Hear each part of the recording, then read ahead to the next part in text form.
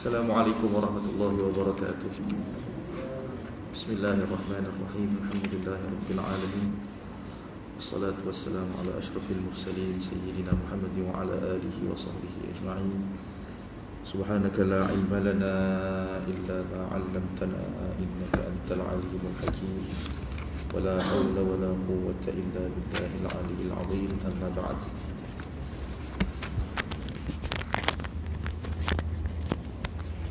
Yang saya muliakan, yang berusaha pengurusi Masjid Al-Ghazali Qaryah Batu Lapan,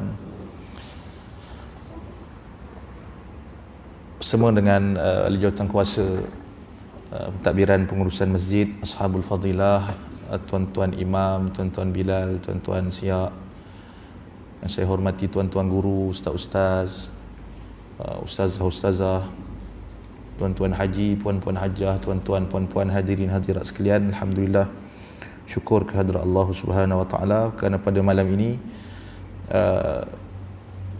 diperkenankan pertemuan kita pada malam ini seperti yang dirancang, dan alhamdulillah saya pun teringat pada pertemuan yang telah lalu saya tak perasan. Jadi minta maaf. Saya minta maaf sangat-sangat pada pertemuan yang telah lalu, sebab dia ada, yalah, dia biasa tempat-tempat baru saya macam tu lah. Saya belum lagi biasa dengan dia punya ni. Jadi saya minta maaf pada pertemuan yang lepas saya tak dapat sama-sama dengan tuan-tuan. Dan alhamdulillah pada malam ini kita sama-sama dapat dipertemukan, dan kita mulakan pertemuan kita pada malam ini dengan kita mengambil berkat daripada bacaan suratul Fatihah. Mudah-mudahan Allah Subhanahu wa taala memberkahi pertemuan ini, pertemuan kita, pertemuan yang dalam lingkungan rahmat Allah Subhanahu wa taala, insya-Allah. Al-Fatihah. A'udzubillahi minasyaitonir rajim. Bismillahirrahmanirrahim. Alhamdulillahirabbil alamin. Ar-Rahmanir-Rahim. Maliki yaumiddin. Iyyaka na'budu wa iyyaka nasta'in. Ihdinas siratal mustaqim. Siratal ladzina an'amta 'alaihim ghairil maghdubi 'alaihim waladdallin. Amin. Tuan-tuan, puan-puan, hadirin hadirat sekalian, kita sambung lagi hadis yang kedua daripada pembacaan kita berkenaan dengan hadis-hadis Nabi SAW, daripada kitab yang telah saya terangkan dululah, daripada ini insya-Allah. Hadis yang kedua, qala al-musannif rahimahullah wa nafa'ana bi'ulumihi wa 'ulumina fid dharain amin. Nubu'atuhu sallallahu alaihi wasallam an zuhuri fitanin ka qita'il lailil muzlim. Perkhabaran Nabi sallallahu alaihi wasallam berkenaan pada akhir zaman nanti akan muncul. Nabi beritahu nantilah, akhir zaman nanti, ya, akan muncul fitnah-fitnah yang banyak. Fitanun jamak kepada kalimah fitnah. Fitnah satu. Kalau fitnah-fitnah, fitanun, Arab gitu. Bahasa kita Melayu, buku satu. Kalau banyak, kita gandakan dua kali. Kita namakan dia sebagai kata ganda. Buku-buku. Bahasa Arab sifatnya tak begitu. Tak juga macam bahasa Inggeris. Singa, lion kata Inggeris, kata orang Inggeris. Psycho lah. Kalau banyak, 2, 3, 4, 5 tambah S belakang, lions.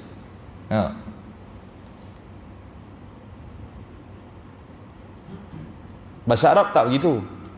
Kenapa tak macam tu? Dah memang macam tu. Tak usah tanya lah. Dah memang dia begitu. Tanya pula lagi. Bahasa Arab sifatnya begitu. Satu fitnah, fitnatun.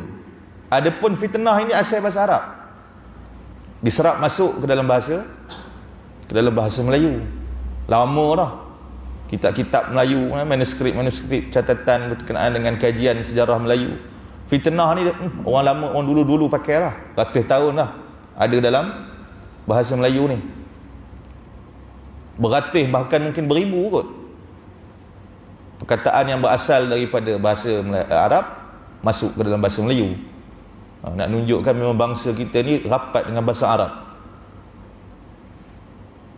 Bahasa yang paling banyak sekali diserap ke dalam bahasa Melayu, bahasa Arab lah. Dia masuk, diguna pakai sebagai bahasa baku lah, bahasa dewan dalam bahasa Melayu ni. Salah satunya fitnah. Dan jangan berhenti di situ je tuan-tuan. Dengan masuknya fenomena masuknya bahasa Arab banyak, antara bahkan saya rasa tak salah kalau saya sebut bahasa yang paling banyak meresap masuk dalam bahasa Melayu bahasa Arab lah, selain bahasa Portugis, bahasa apa lainnya. Portugis ceritanya sebab apa? Kebarangkalian sebab tanah Melayu dulu dijajah. Ada beberapa lah perkataan yang kita kesan-kesan asalnya bahasa Portugis, tapi yang paling banyak bahasa Arab. Ada sebab di situ. Jangan berhenti kat situ je, kaji sebab apa. Menunjukkan bangsa Melayu, umat Nusantara, tok nenek moyang kita dulu rapat dengan bahasa Arab. Dan bahasa Arab ni dah tentulah bahasa siapa? Bahasa Al-Quran, bahasa Al-Quran, dan bahasa Islam, bahasa Islam sebahagian. Lama dah. Salah satu perkataan disebut fitnah, satu. Kalau banyak dia tak sebut fitnah, itu bahasa Melayu. Ataupun S belakang tambah sin. Fitnas. Dia tukar kan. Fitanun. Fitnatun satu. Dua fitnatani, dua fitnah. Tiga dan lebih fitanun, banyak. Nabi sebut zuhur fitan, akan muncul fitnah-fitnah di akhir zaman nanti. Yang mana fitnah ini, bila sebut fitnah ni, maksudnya pendirian manusia berbeza. Tak tahu betul ke tidak. Berbeza pendirian. Betul, yang mana betul? Kalau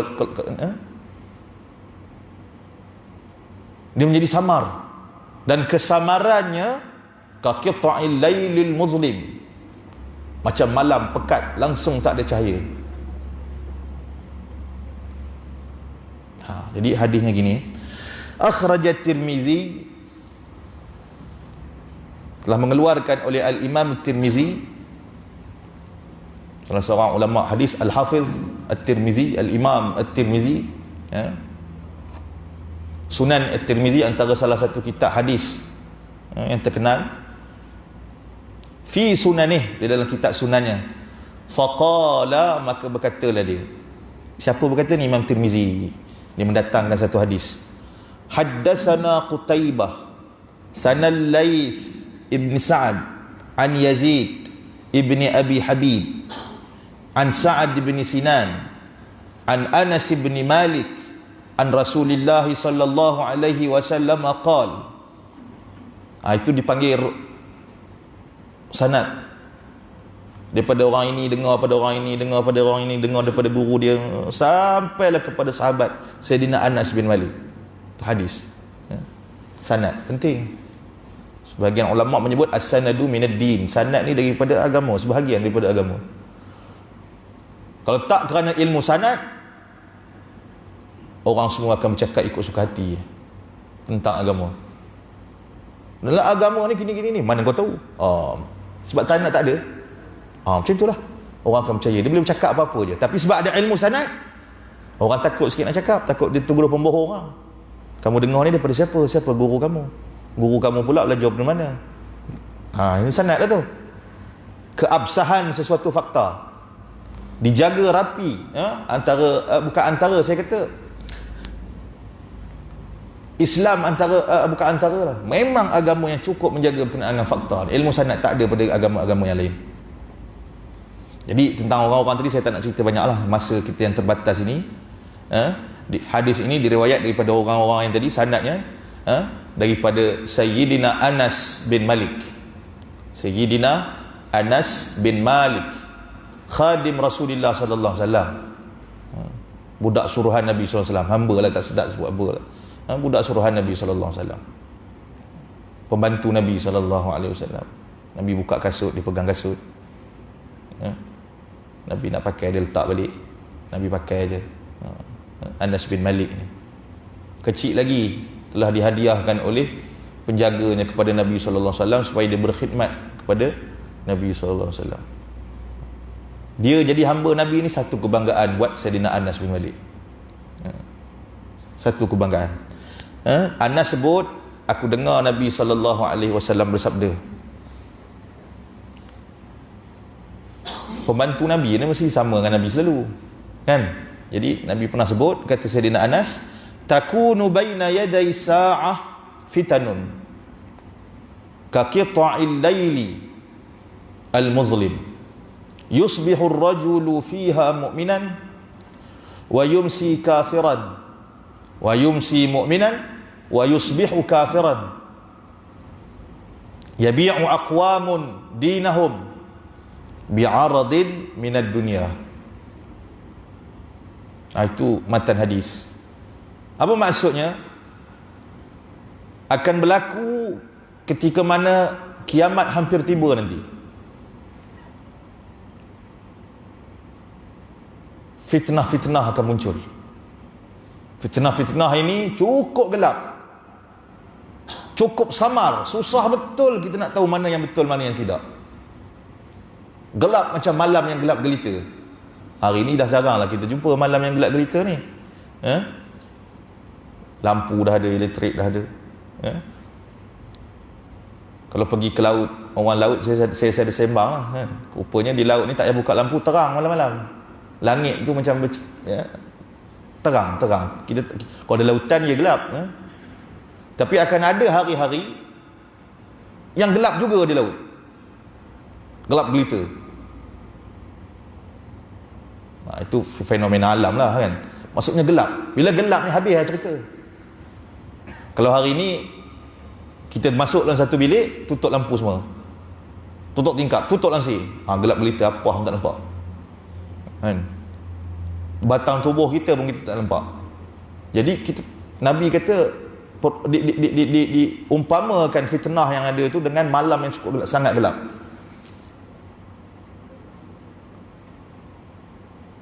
Maka akan adalah perpecahan di kalangan umat manusia. Yang ini kata yang ini betul, yang ini kata yang ini betul. Ada pula yang jadi tengah-tengah sebab tak tahu mana satu ni, kan? Cukup besar fitnah yang melanda. Ni Nabi sebut, ya. Yang mana fitnah-fitnah ini akan menyebabkan yusbihur rajulu fiha mu'minan. Akan ada seseorang itu paginya dia beriman, wa yumsi kafiran, petang udah kafir. Oh lama, dahsyat sungguh, kan? Murtad, isu ni isu tengah hangat lah ni, kan? Wa yumsi mu'minan, ada pula petang beriman, wa yusbihu kafiran, esok pagi kafir. Itu je lah orang kerja ni. Disebabkan fitnah yang melanda ni, kita dah tak dapat satu pendirian, dah susah nak tahu satu kebenaran apabila fitnah-fitnah ini melanda macam-macam. Dan dalam hadis ni Nabi sebut fitanun ataupun fitanin, fitanun dengan perkataan umum. Dia beza. Kalau Nabi sebut al-fitanu, tu kata nama khas. Kalau fitanun umum. Dengan perkataan nakirah yufidul umum, memberi maksud tak tahu macam mana rupa fitnah ni. Siapa yang sampai ke zaman itu je lah dapat rasa, memang iyalah kata Nabi sallallahu alaihi wasallam. Saya bercakap ni mengikut masa Nabi menyebut hadis ni. Nanti akan berlaku. Kalau dibawa kepada kita hari ini nanti ke ni dah berlaku ni. Rasa-rasa macam dah berlaku, kan? Fitnah-fitnah yang cukup banyak, fitnah dalam ekonomi, fitnah dalam sosial, fitnah dalam politik. Orang ini cakap macam ini, orang ini hari ini dia bersama kita, esok hari udah bersama orang lain pula, lusa sama balik. Macam mana kalau kita nak fikir-fikir, kan? Macam mana boleh macam ni? Maka dikaburilah dengan kata-kata itu seni dalam seni lah. Tapi Nabi sebut itu fitnah-fitnah yang akan berlaku, yang mana menyebabkan Tak apalah itu kalau dari segi bukan agama, bukan akidah. Dalam akidah pun fitnah akan berlaku. Ustaz ini cakap macam ini, ustaz ini cakap macam ini. Jemaah pening kepala.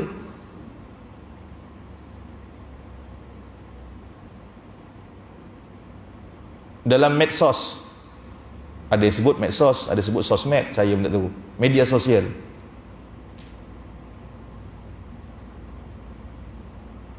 Berlaku saja perbalahan. Saya sebut ni sebab dah memang semua orang tahu. Ada yang mengatakan Tuhan di mana, Tuhan di langit. Sebahagian ustaz-ustaz. Ada yang kata mana ada Tuhan bukan di langit, Tuhan tak bertempat. Tak apalah, itu dari segi akademiknya. Tak, masalahnya orang awam ni macam mana? Mana satu nak pakai ni kan? Hari ni ustaz yang ni mengajar duduk di atas kursi dan meja yang sama, kata Tuhan di langit.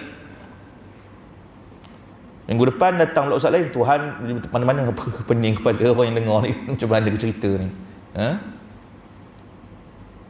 walaupun perkara itu dah lama lah di perbahasan. Itu cabaran lama yang diperbaharui semula.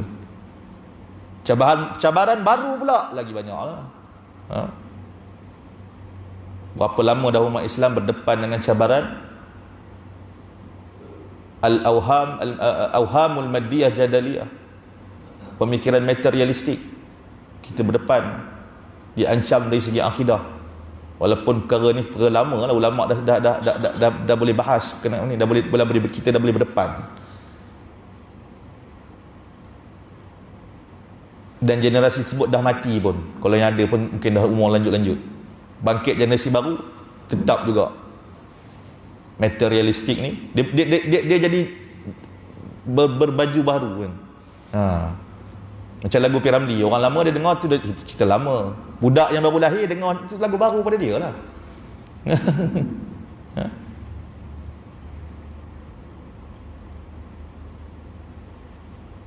Timbul pula, walaupun materialistik sebenarnya cerita lama.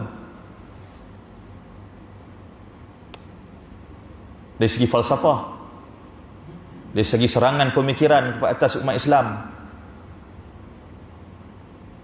kita buat tak tahu je, sibuk bergaduh itulah inilah apalah, masih lagi bergaduh benda-benda kecil dalam agama. Sedangkan yang besar dia, kita tak memperkecilkan yang kecil, tapi memang dah dia kecil. Yang besar ada depan kita pergi layan yang kecil buat apa? Depan kita ada remor seekor, dekat kaki kita bawah ada kucing. Bukan kucing kita, garang kucing tu nak jangkau. Kita pergi layan yang kucing ni, bongok lah. Rimau depan tu tengah senyum aja. Kucing tak apa, lantak pergi kopi layan kucing ni, kenapa? Rimau depan kamu tu.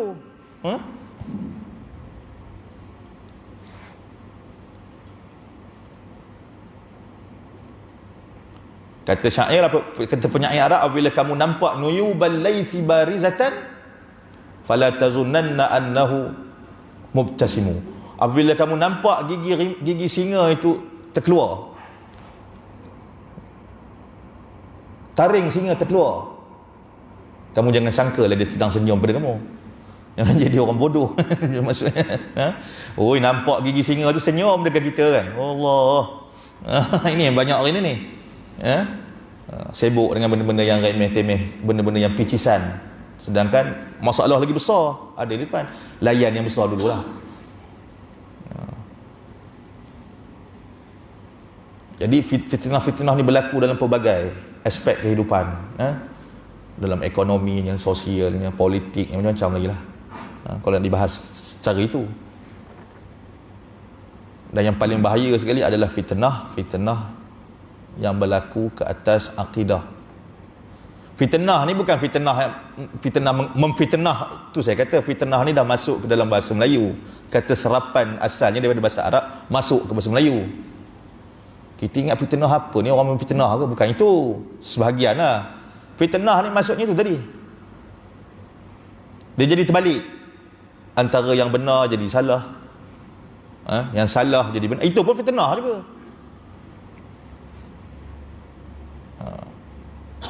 Cabaran, fitnah ini cabaran, bala bencana, musibah, itu dia fitnah dalam maksud terjemahan fitnah dalam bahasa Arab. Kita tadi betul juga lah, saya pun tak perasan. Mungkin tuan-tuan terkeliru ingatkan fitnah ni. Dia masuk, fitnah ni masuk dalam bahasa Melayu, dia jadi dia tak sama dengan makna asal dalam bahasa Arab. Dia jadi fitnah. A memfitnah si B. Yang kita ingat fitnah itu je maksudnya, bukan. Fitnah ni lagi luas sebenarnya. Musibah, cabaran, itu semua fitnah. Fitnah yang terbesar sekali yang kita takut adalah fitnah ke atas akidah. Diisyaratkan dalam hadis ni ujung. Ada orang yang seteruknya mendepani fitnah ni, tersilap pilih pendirian. Kan? Ada orang kata benda yang benar ini sebenarnya tak betul, padahal benda itu betul. Kita ikut, kita silap pendirian.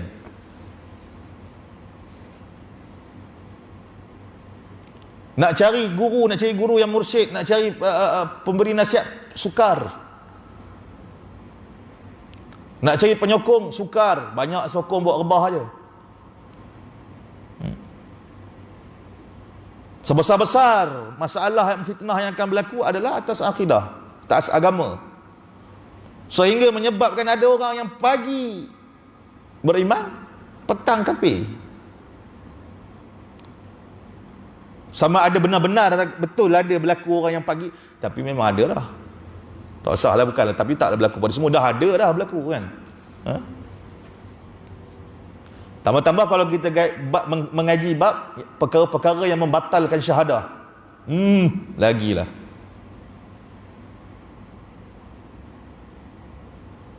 Kita bersyahadah asyhadu an la ilaha illallah wa asyhadu anna Muhammadar Rasulullah. Okeylah. Dengan kalimah tersebut ataupun dengan ucapan tersebut, non-muslim dia jadi muslim. Begini, ingat, ada perkara yang boleh membatalkan ikrar syahadah kita.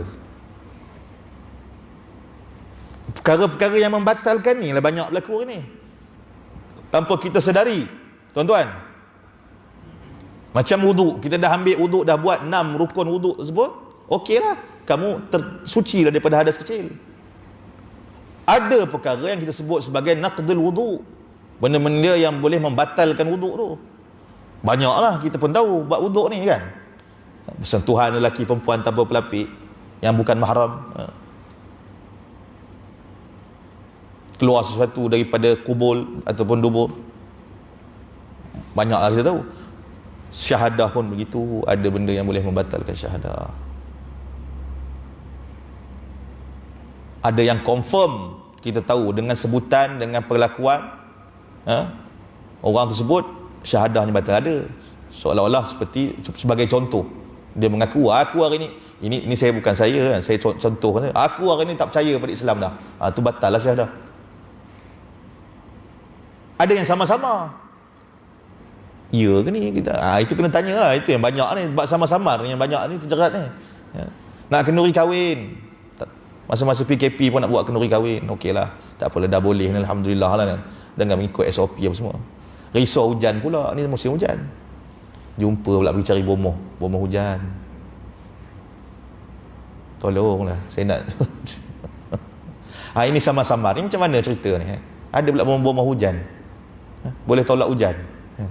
Pada saya lagi hebat bukan waktu hujan dia tak hujan, waktu yang kemarau tu suruh datang ke hujan, seorang pun tak boleh kan. Tak maulah nak berserah je pada Tuhan. Kalau hujan pun hujan lah, minta yang baik. Mana kita tahu hujan tu tak baik, panas tu baik. Barangkali juga panas tak baik, hujan tu baik. Ada orang kenduri panas, tak ada hujan, sikit je orang datang. Ada kenduri hujan lebat bukan main, berdam-dam, tak cukup nasi. Jadi mana kita tahu bila hujan tu tak baik? Baik dan buruk hak Allah. Jadi yang terbaik bukan tolak hujan, yang terbaiknya apa? Ya Allah, berdoa nak kenduri tu, aku minta yang baik-baik je lah, selesai kenduri aku. Itu yang terbaik. Nak hujan ke nak apa ke, itu pulang Allah Subhanahu Wa Taala punya kerja, itu yang terlebih baik. Tak ada yang baling pakaian lah atas bumbung, apa benda lah. Ada lagi berlaku zaman ini, ada, memang ada lagi berlaku, ramai yang buat tu. Macam-macam buat. Baru nak kenduri je, belum cerita lain. Dalam kenduri tu pula ramai yang tinggal solat. Kenduri je ramai yang tinggal sembahyang Zuhur. Gotong royong lah apa semua, angkat idang, letih tidur lebuh Zuhur. Kenduri ni pasal. Padahal kenduri ni benda yang mendatangkan pahala. Kenduri pula walimah urus, walimatul urus. Kenduri kahwin tu baguslah dalam Islam. Menyebabkan ramai orang tak sembahyang. Kepala bukan sini lah, tempat lainnya cerita ni kan. Kepala masak terutamanya lebuh Zuhur. Tukang salam nyambut tamu lebuh juga. Jemaah masjid kurang sebab kenduri ni pasal. Tuan-tuan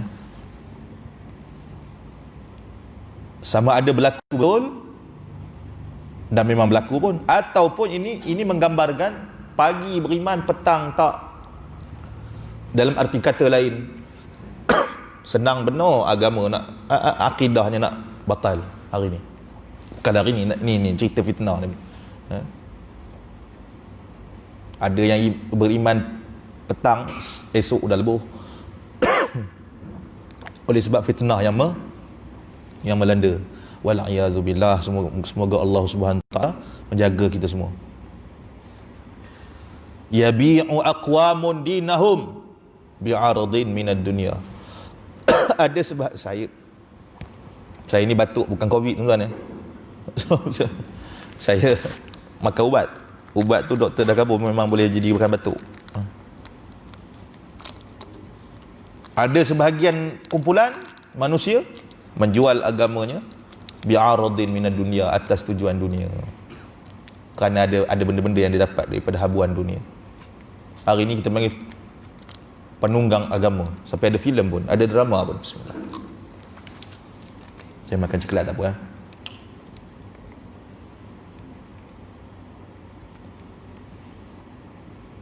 Jual air. Walaupun Majlis Fatwa Kebangsaan dah mengatakan air bacaan Al-Quran, dengan sebab baca Al-Quran tu jual sampai RM20. Tak boleh. Majlis Fatwa Kebangsaan dah keluarkan, tak boleh. Kacau sungguh.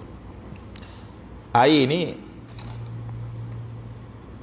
kalau nak kira dia punya mesin apa semua tu semua, dia proses apa semua, nak jual RM2.5. Sebab tu okey lah. Ini sebab kau baca je, daripada RM2.5 jadi RM25. Ini air dah baca 3 kali khatam Quran, RM25. Tak boleh. Majlis Fatwa Kebangsaan dah mengeluarkan fatwa. Siapa anggota Fatwa Kebangsaan? Mufti-mufti setiap negeri bermesyuarat. Tak boleh. Benda tu tak boleh. Menunggang agama.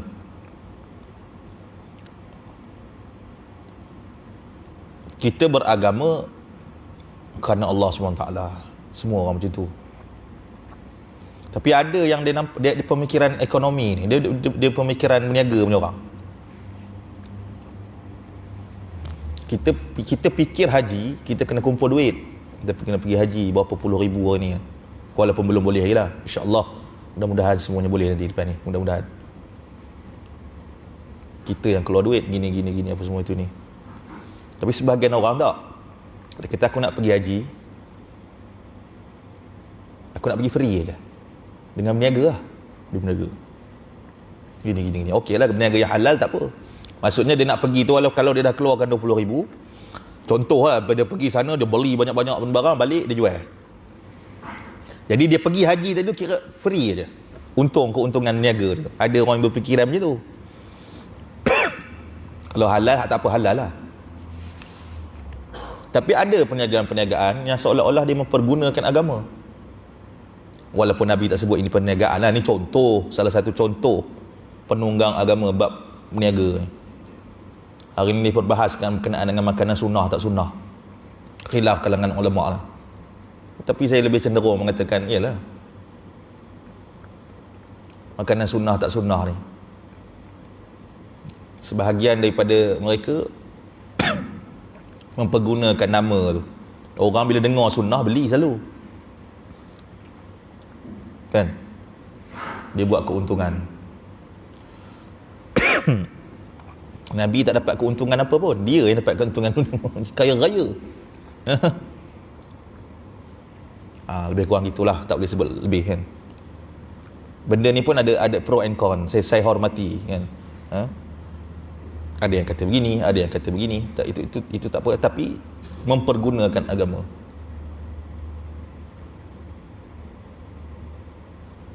Belajar agama, ada orang minta tolong bacakan doa apa semua itu ni, tak nak panggil aku RM50. Oh boy. Itu ketujuan belajar. Bukan? Soal orang nak bagi tu lantak lah kan. Kita pula netap-netap kan, tak jadi.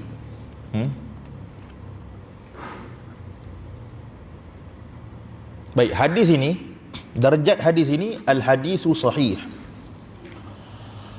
Lebih baik kita baca teks lah kan, daripada saya komen, kita baca teks ni lagi baik. Akhrajahul Imam Muslim fi sahihihi. Hadis ini juga dikeluarkan oleh Imam Muslim dalam kitab Sahih Muslim. Hadis ini hadis sahih. Okey, selesai. Qala al-Imam an-Nawawi rahimahullahu taala, saya berhenti insya-Allah. Berkata Imam Nawawi, al-Imam Nawawi, salah seorang ulama besar dalam mazhab Asy-Syafi'i. Dia gelar sebagai Syekhun. Dia dengan Imam Rafi'i dia gelar sebagai Syaikhan, dua syekh dalam mazhab Syafi'i. Pertama Imam Nawawi, yang kedua Imam Ar-Rafi'i.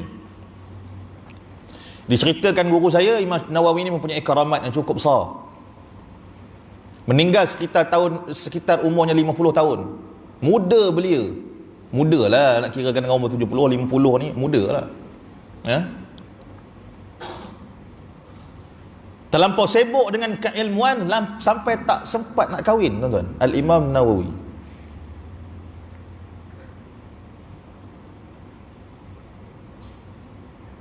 Yahya ibn Sharaf namanya, nama IC dia Yahya bin Sharaf An-Nawawi.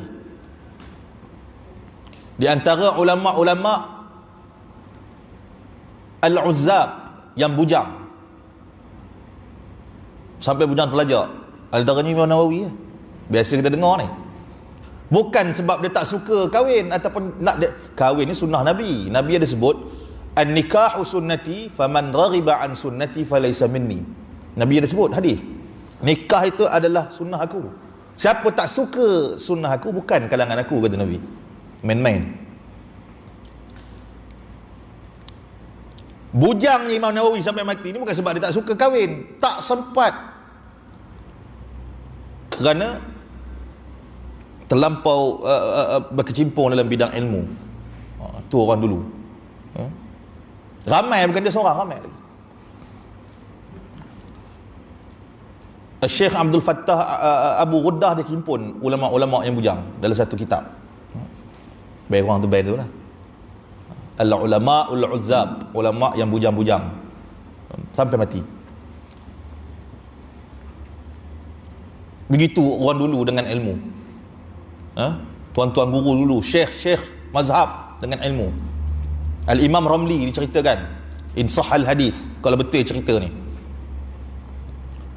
setiap malam mesti berdamping dengan ilmu. Setiap malam sampai mati, kecuali satu malam pengantin baru dia. Yang lain dia dengan kitab lah, dengan ilmu. Kita pula hidup satu malam aja dengan kitab, yang lain tak terbalik. Lepas tu nak sembang kamai lagi, menyalahkan orang dulu. Ini tak betul lah, ini sebenarnya tak sedar diri.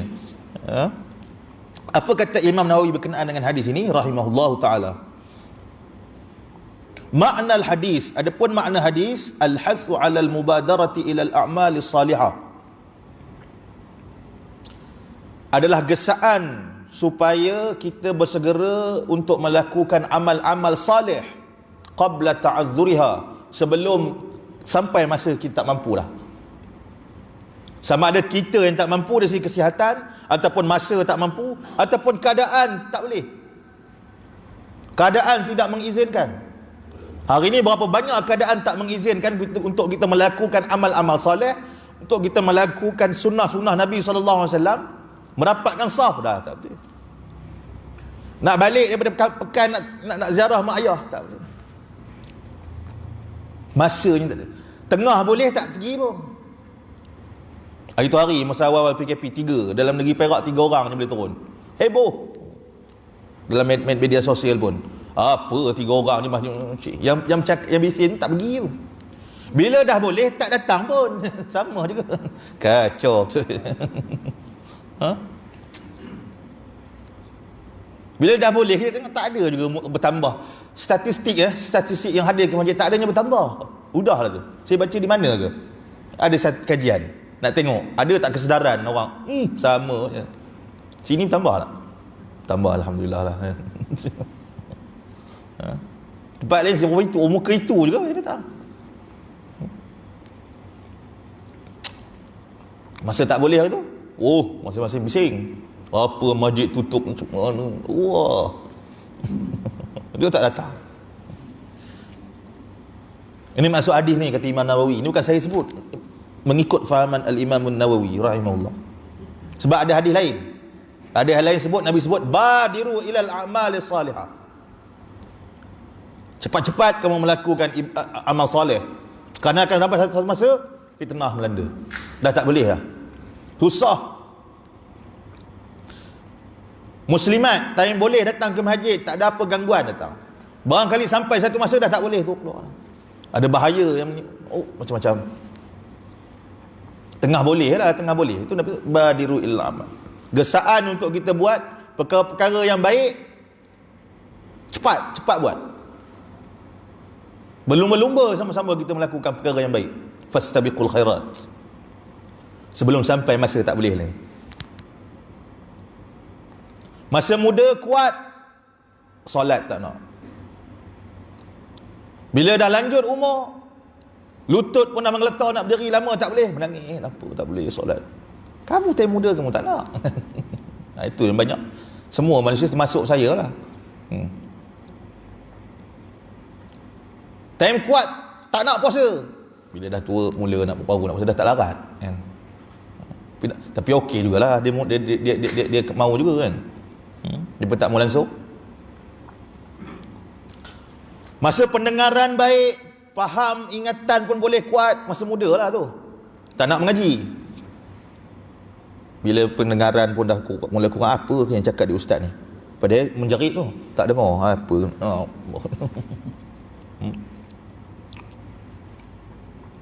Tapi okey jugalah. Mau kan? Mau, insya-Allah itu satu langkah yang baik. Tapi nak kiranya dari segi kualiti itulah. Masa muda tak nak. Banyaknya manusia macam itulah, bukan banyak, hampir semua. Jarang-jaranglah dia yang terlepas daripada fitnah tersebut. Dan sebelum sampai wal ishtighali anha, masa sibuk. Wal ishtighali anha, dan bersibuk-sibuk kita dengan perkara baik. Maaf saya. Bima yahdusu minal fitani syaghilatil mutakasiratil mutarakimati katarakumi zalamil laili al-muzlimi lal muqmir. Dan kita mestilah sibuk dengan melakukan kerja-kerja yang saleh, yang baik. Bila sebut amal saleh bukan hanya terbatas kepada solat, puasa, zakat, haji saja, berzikir, baca Quran saja. Itu memang betul amal soleh. Seorang ayah keluar rumah pagi, keluar pagi balik petang, kata Ramli Sarip, mencari nafkah untuk keluarga, amal soleh.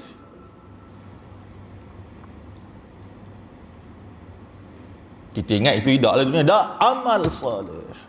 Nabi SAW dalam satu ketika perhimpunan dengan sahabat-sahabat, habis tu ramai yang nak bersalaman dengan Nabi SAW.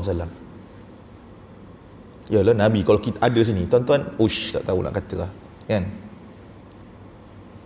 Kasih Allah, makhluk yang paling hebat, paling baik, jauh sangat lah, kan? Tak boleh bukan bandingan kita pun. Sahabat-sahabat berebut-rebut nak menyentuh tangan Nabi SAW yang mulia. Kecuali ada seorang sahabat, Nabi tengok daripada jauh. Selesai Nabi panggil dia ni. Kenapa kamu tak macam yang lain? Ni bahasa saya lah, kan? Ramai orang berebut-rebut. Kamu kenapa? Dia kata, ya Rasulullah, dalam ucapan yang kalau kita fahami pilu rasa hati.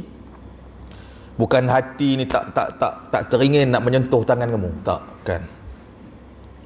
Tapi disebabkan aku ni seorang yang bekerja kuat, buruh kasar. Jadi tangan aku ni kasar. Aku dengar cerita tangan Rasulullah sallallahu alaihi wasallam ni lagi lembut lagi daripada harir, daripada sutera. Telapak tangan Nabi. Aku takut tengok sahabat Nabi dengan Nabi. Sampai ke tahap itu. Kasarnya tangan aku ni akan rasakan kamu tak selesa dengan tangan aku yang kasar. Nabi SAW pegang tangan sahabat ni, lalu Nabi angkat, goyang dengan gini tangannya. Nabi sebut pekerjaan yang paling disukai oleh Allah dan Rasulnya adalah amalur rajul biyadih. Amalur rajul biyadih. Kerja seseorang itu dengan hasil titik peluh dia sendiri, dengan tangan dia sendiri. Dan Nabi cium, disebut cium tangan. Nabi yang cium tangan. Insahal hadis.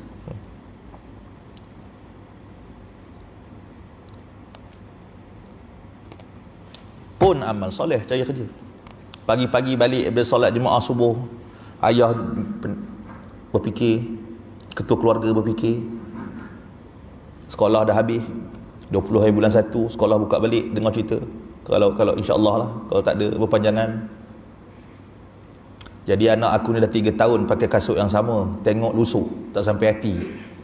Yang si kakaknya pun pakai kasut yang sama, tengok dah mengelembung depan tu, maksudnya kasut tu dah ketat. Ayah ni dia akan fikir walaupun dia tak mampu, macam mana nak cari duit ni, nak bagi seronok anak-anak, apa kerja nak buat. Biasa kerja driver lori, apa lagi tambahan kerja nak cari rezeki, nak belikan baju baru, seronok anak-anak ni nak pergi sekolah. Diberi pahala pemikiran tersebut. Tuan-tuan, dan disebut oleh Rasulullah sallallahu alaihi wasallam antara pahala yang berikan ganjaran, yang diberikan ganjaran yang besar. Fikir tu. Islam ni agama yang luas. Isteri di rumah masakkan untuk suami, jangan bising makcik-makcik, masak. Ini je lah kerja aku sampai mati. Ya, biarlah sampai mati pun pahalanya besar, dan itulah medan isteri. Apa ingat tak ada balasan gitu? Kita pun pelik macam apa lah. Jadi amal soleh itu soleh ni baik. Jadi benda tu baik. Sebelum sampai satu masa dah tak boleh lah. Meninggal suami, anak-anak semua pergi asrama lah, tak nak masak, duduk macam begitu juga suami lah, ikut dia punya masing-masing punya tugas lah kan.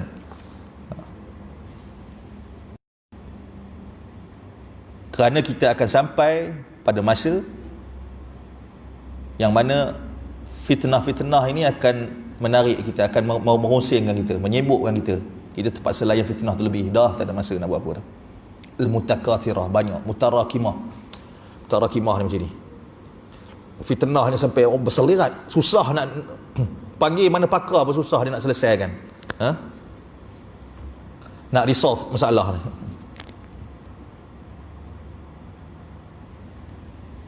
Katarakumi zalamil lailil muslim lal muqim, seperti mana gelap gelitanya malam yang tidak ada bercahaya, tidak ada bulan.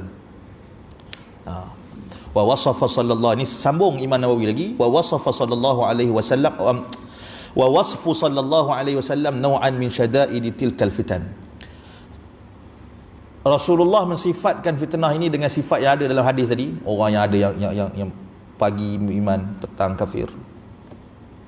Kata Imam Nawawi menunjukkan fitnah ini memang antara fitnah yang cukup bahaya, cukup memberikan masalah dalam sejarah kehidupan dunia, sejarah dunia ni. Wa huwa annahu yumsi mu'minan summa yusbihu kafiran, sampai Nabi sebut ada yang beriman Islam siang, malam dah tak beriman. Au aksihi, ataupun siang ni tak petangnya beriman, esok pagi sudah tidak.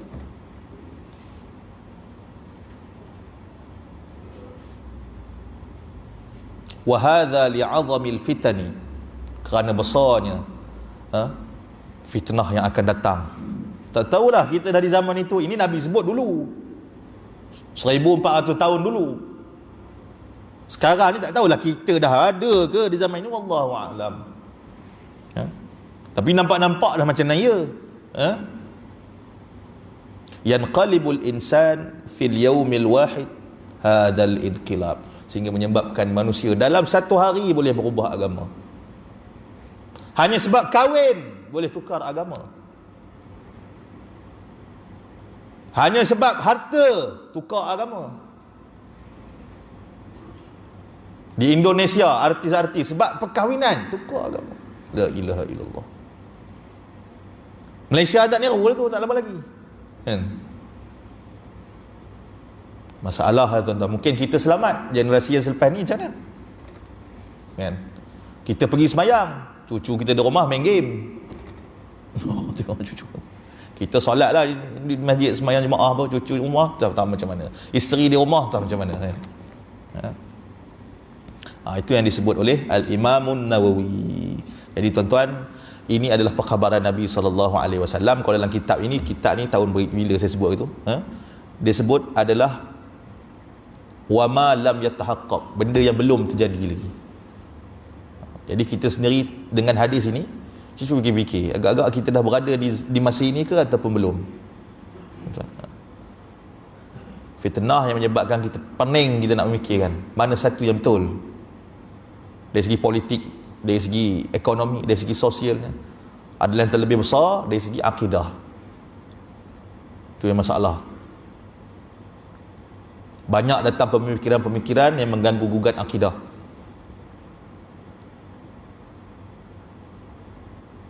Yang akan menarik kita daripada jalan yang sebenar.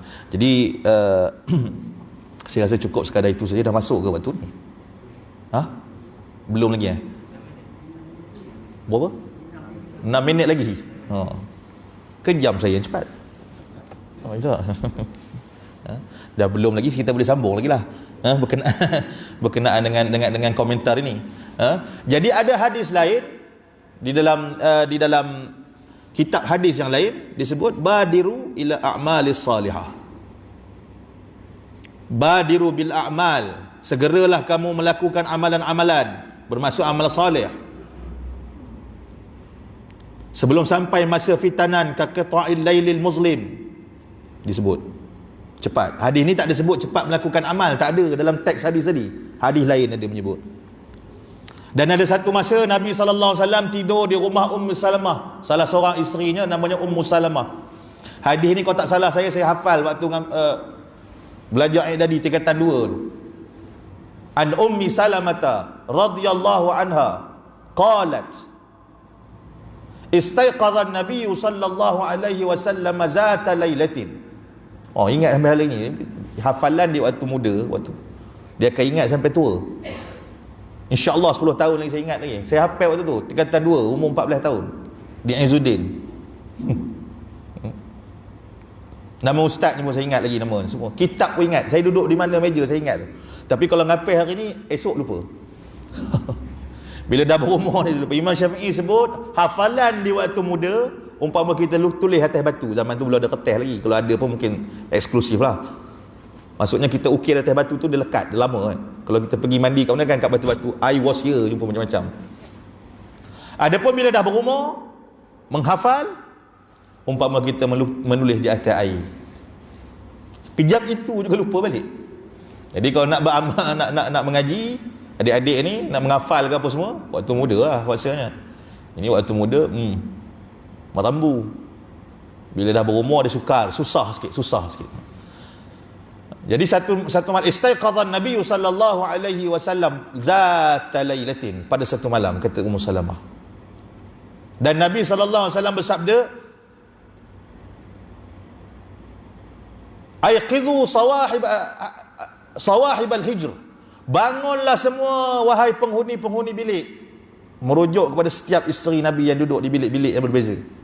Bangun. Farubba kasiyatun fid dunya ariyatun fil akhirah. Nabi sebut, aku nampak fitnah yang akan berlaku.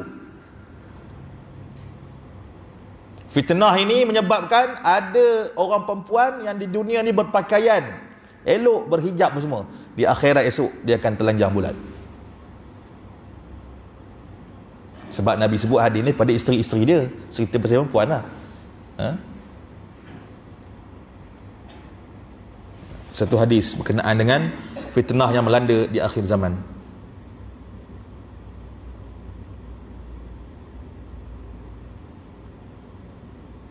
Dan hadis lain, innahu lam yakun nabiyyun qabli illa kana haqqan alaihi an yadulla ummatahu ala khairin.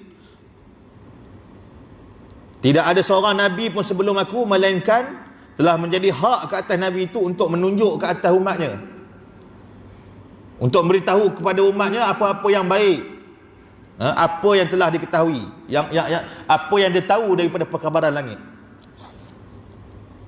dan memberi amaran kepada umatnya tentang bahaya yang diketahuinya. Dia kena Nabi beritahu. Itu memang sifat seorang nabi, tabligh, sifat wajib bagi nabi. Wa inna ummatakum hadhihi, sesungguhnya umat ini, kata Nabi, yang bagusnya adalah di awalnya, itu salaf dulu, tak tiru-tiru. Wa sayasibu akhiraha, yang akhir, umat akhir akan ditimpa balaan wa umuran. Wa sayusibu akhiraha balaun wa umurun, bala dan banyak-banyak lagi perkara akan menimpa umat akhir, dan akan datang fitnah yang akan mencerai-beraikan di kalangan mereka. Tak apa jenis fitnah, tak tahulah. Wa taji'ul fitnatu fayaqulul mu'min, orang yang beriman ketika mana datang fitnah akan berkata hazihi, inilah dia yang disebut oleh Nabi ni, inilah dia yang disebut oleh Nabi ni. Hari ni kita dah dengar kok berlaku, kita inilah dia ni. Jadi jaga-jaga anak-anak, ahli keluarga, adik-beradik, jaga. Ini dulu Nabi sebut, Nabi dah pesan. Barang siapa faman ahabba an yuzahziha 'anil nar wa yudkhilal jannah, barang siapa yang suka dijauhkan daripada neraka dan dimasukkan ke dalam surga,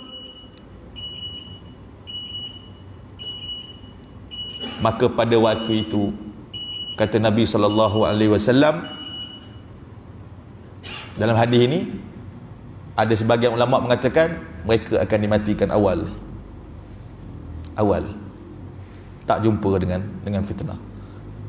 Dan sebahagian tafsiran mengatakan jaga diri baik-baik, siapa yang jumpa ma'azan, tempat berlindungan daripada fitnah-fitnah yang berlaku, ataupun lari daripada fitnah, semampu yang boleh. Jangan kita lagi niupkan api, dah tahu dah bergaduh dalam bab ini, kita lagi tambah sekaki, tambah lagi api yang marak, tiupkan lagi. Jangan. Itu bukan sifat orang yang beriman, seperti mana yang kita faham daripada hadis ini. Saya rasa cukup sekadar itu saja peringatan yang disampaikan oleh Sayyidina Nabi SAW, bukan daripada saya cuma tolong baca saja. Dan begitu juga yang disebut oleh alim ulama dan tuan-tuan guru kita. Jadi apa yang baik datang daripada Allah, yang kurang itu berlandaskan ke atas kelemahan diri saya mohon ampun kepada Allah Subhanahu wa taala di atas kesilapan. A'udzubillahi minasyaitonir rajim. Bismillahirrahmanirrahim. Allahumma anfa'na bima 'allamtana wa 'allimna ma yanfa'una wa zidna 'ilman yanfa'una. Rabbana zidna 'ilman warzuqna fahma wa 'amalan salihan maqbula. Wa sallallahu ala sayyidina Muhammadin wa ala alihi wa sahbihi ajma'in walhamdulillahi rabbil alamin. Assalamualaikum warahmatullahi wabarakatuh.